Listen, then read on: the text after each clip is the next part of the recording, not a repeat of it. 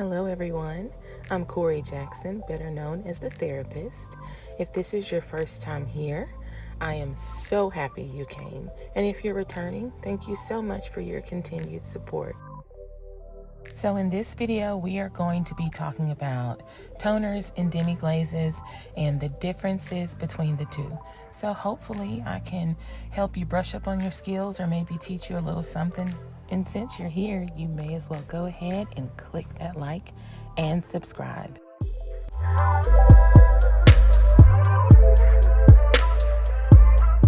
As you can see, this person's hair is previously lightened.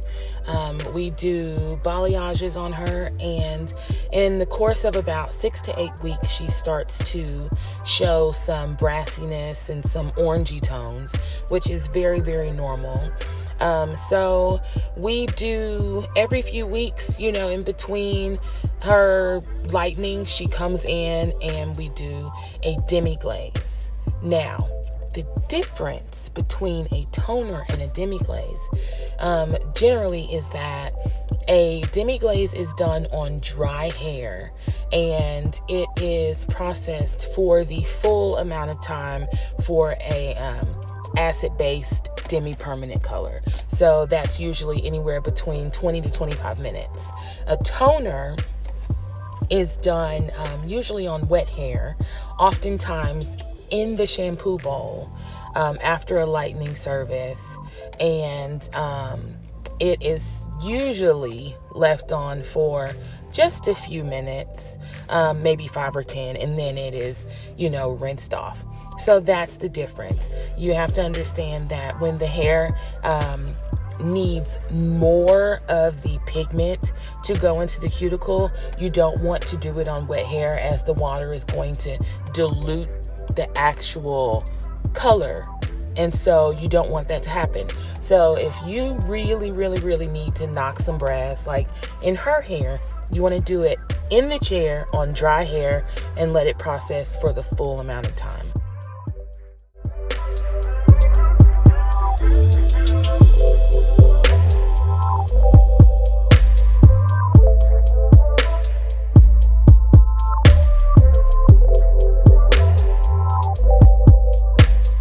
And no, I am not wearing gloves. Please don't come for me.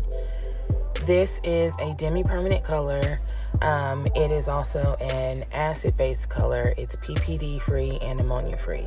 So when I am doing a toner or a demi-glaze, the pigment is usually, if it's in the lighter tones, not deep enough to where it's going to stain my hands. And because it's acid-based and the pH balance of hair, skin, and nails is acid-based, it will not cause any irritation or any type of dermatitis. So it's all good. Now, if I was doing permanent color or like a deeper demi-glaze or lightener, there's no way you are going to catch me without gloves, because it's just not going to work out. So as you can see, I am making sure to evenly saturate all of the pieces of her hair that are lightened. Now, because she has a balayage as well as some baby lights, there are some places that are going to go higher and lower, and so you have to make sure that you get all of those little pieces. If not, you will have this band of brassiness right where the balayage or the color melt starts to melt together, and it's just it's not okay. So make sure that you definitely blur that line. You saturate all of it for good, even, wonderful tone.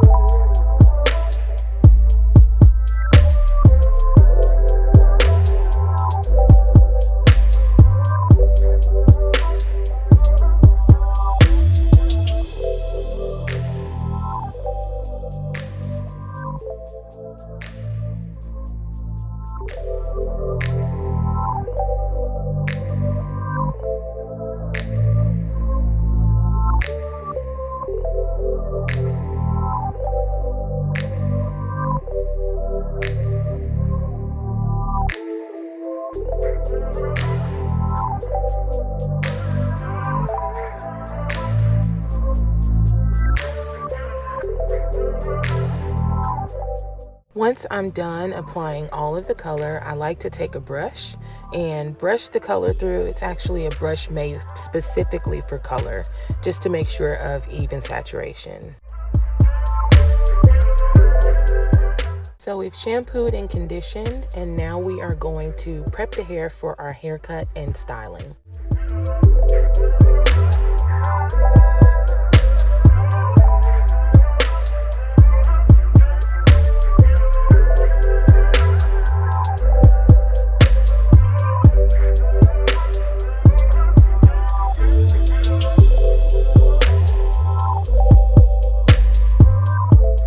So we're just going to basically do some long flowing layers.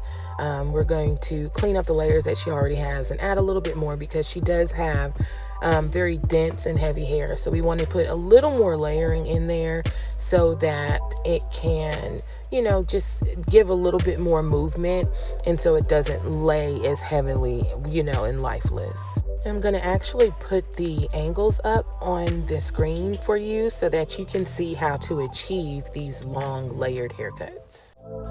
So the sections will be done in the pie slice technique. I always start center back and I elevate to a low 45.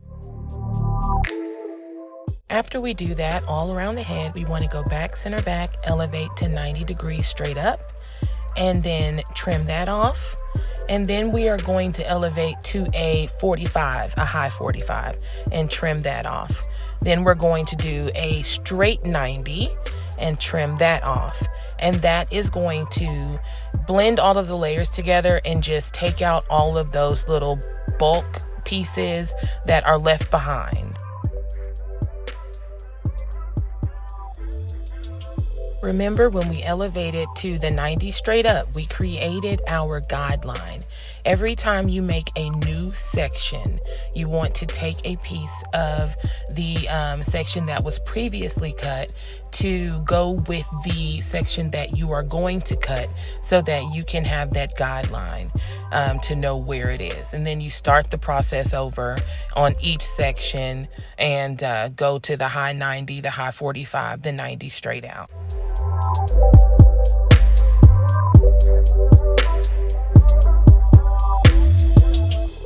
So once you are done doing that all around the head, you want to make a part on both sides in the middle of each eyebrow back to the midway part of the head between the apex and the occipital.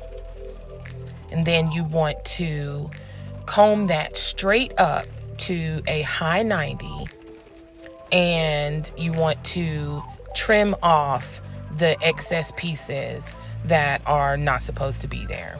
And it's important that you go midways the head between the occipital and the apex so that you can get some of the previously cut hair as your guideline to trim off the bulk and the excess hair that's left behind.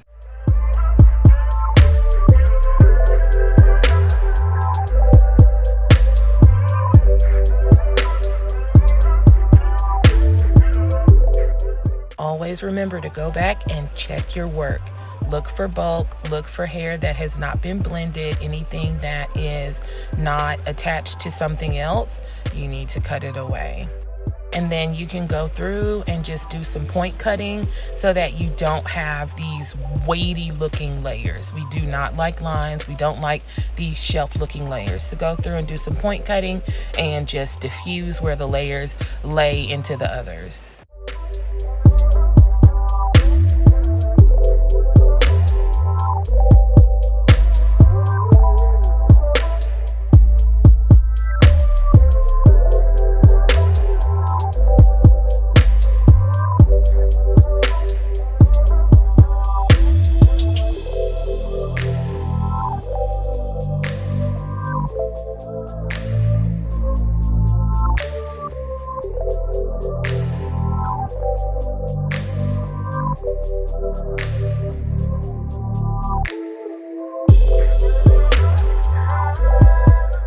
Just look at that beautiful tone. The hair, oh my gosh, the tone just looks so much better. It's not orange, it's not brassy. It just looks so beautiful. Just people who say that they lighten hair and they do not use toners or glazes, y'all, I don't even understand what their life is like, because there's no way. There's just no way. I've been doing this 8 years, and oh my goodness, I would never do a lightening service without a toner or a glaze. I just wouldn't do it.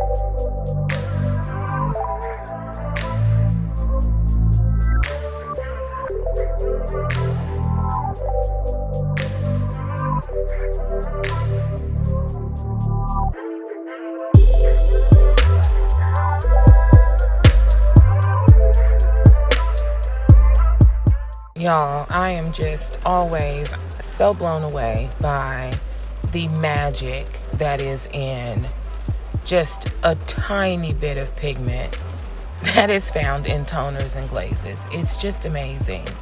And they serve more than just that purpose. Of course, you want, to eliminate those pigments that aren't there, but they also impart shine and luster into the hair. And because they're acid-based, they also make sure to lock down the cuticle that has been roughed up from the lightening service. So it helps to recondition the hair.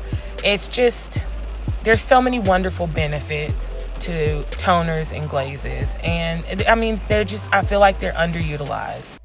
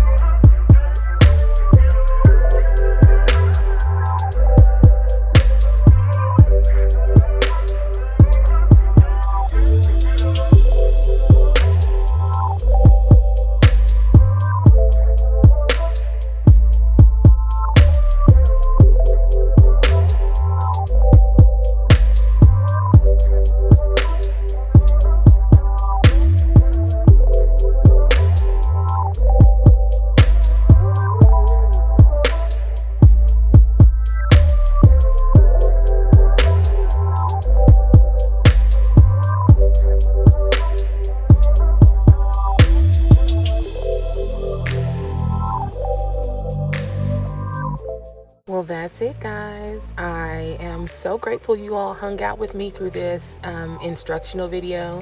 I hope that I was able to, give you all a little bit of knowledge about toners and glazes and about long layered haircuts.